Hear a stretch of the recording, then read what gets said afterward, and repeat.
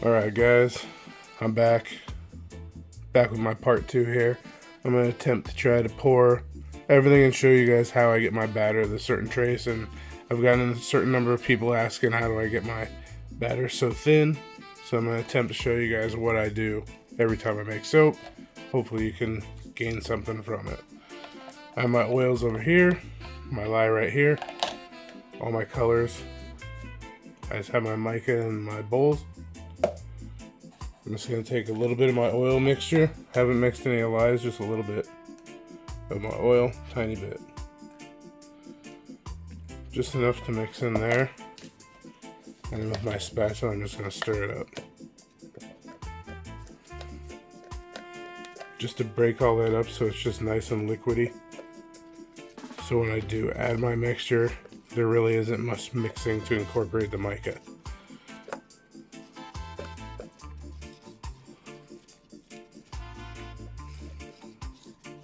Trying to get as best I can here.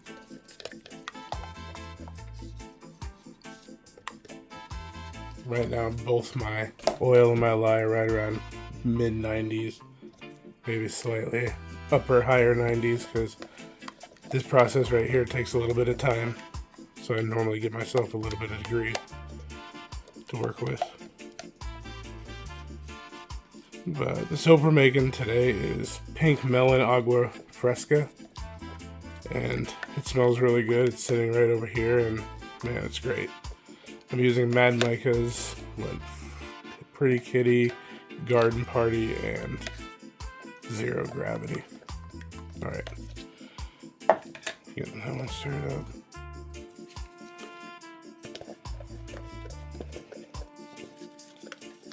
Stir up our black.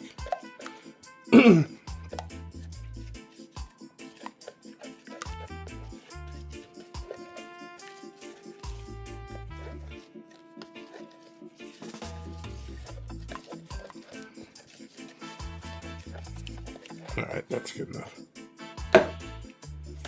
Alright, so I have all my colors mixed, pre-mixed. Here's what I'm going to do. I'm going to mix my lye. Pour that directly in.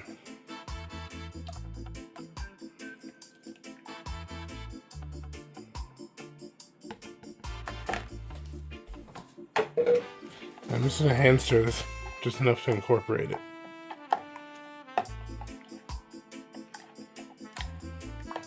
Just like that. I have my fragrance oil mixed out. It's got kaolin clay in there.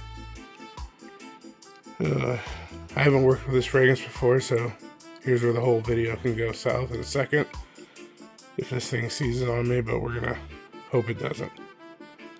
So I give it a couple stirs, and I'm just gonna add it directly in there. And then again, I'm just gonna hand stir this. And then this is the point, if it's the fragrance I haven't worked with, I can just generally see how this batter goes to tell if I have to hurry up or not. And this looks pretty good. So just stirring like this, I'm going to pour it into my cups.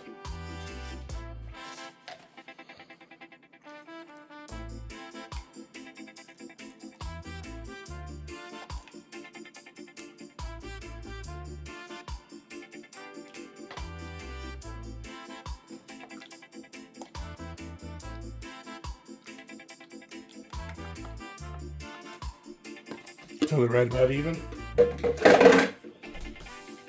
And again, I'm just going to hand stir these. And at this point, I'm also watching to see how the batter is going. If it starts seizing up on me, if it starts getting a little thicker, quicker than it should. This one looks pretty fluid. But still, I'm just doing it by hand. Just incorporating this as best I can, just giving some stirs. Again, watching for any changes.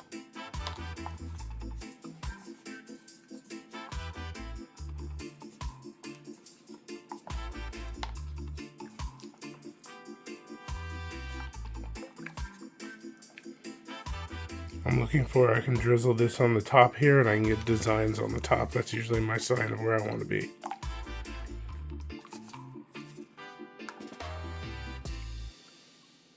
Alright, I'm kind of glad this is not coming to trace fast, because now I can show you what I do with the stick blender.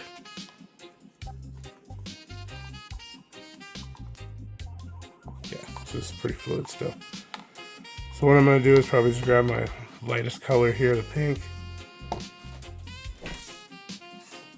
I have a real short leash on this stick blender because my outlet's pretty far away, but we're going to attempt this anyway. So whenever I'm going to blend this thing, I literally put this in here and I'm just pulsing it once or twice. Maybe a couple times more. Just enough to get it going. And then again, I'm just watching as I stir it by hand some more.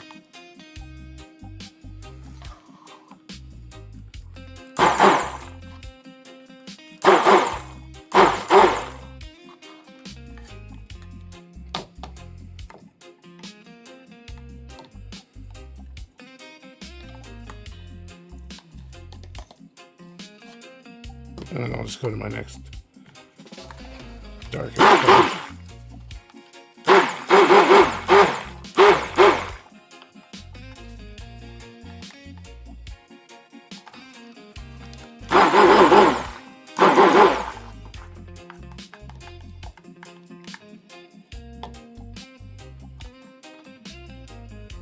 Yeah, I'm talking literal, just the smallest of pulses. Just enough to get it, incorporated. At the very beginning, when I started making soap, I was just, man, letting this thing go like a boat motor. And it was seizing everything up way too quickly. Alright, I'm gonna put my blender over there, and again, I'm gonna go back to doing it by hand.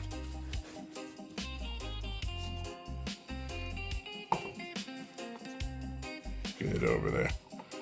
Just watching how this batter goes. As you can tell, this one's starting to get a little thicker. This one's closer to where we want it.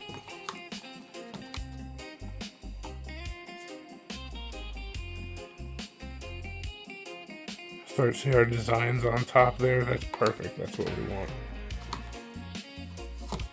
If this was a little darker, it would probably be the same way.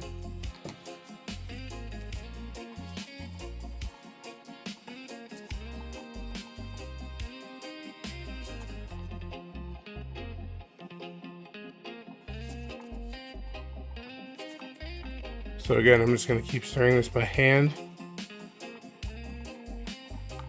At this point, I'm done with that stick blender. That's all the stick blender I did. Just those few pulses there to get it to where I want it to be.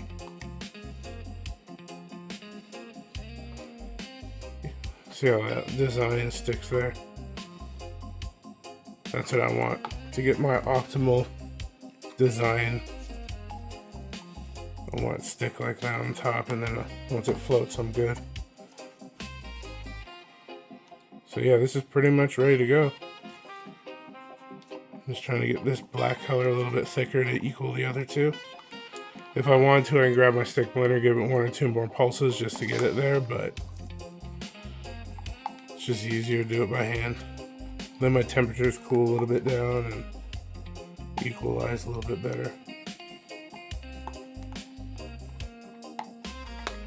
So yeah, at this point I'd set it there, grab my mold, and that's pretty much where I'm at the start of all my videos. So I'm going to go ahead and cut this one here because it's super long, and then go ahead and make another video here. But I hope this was informative. I hope you guys learned something from it. Thanks, have a good night.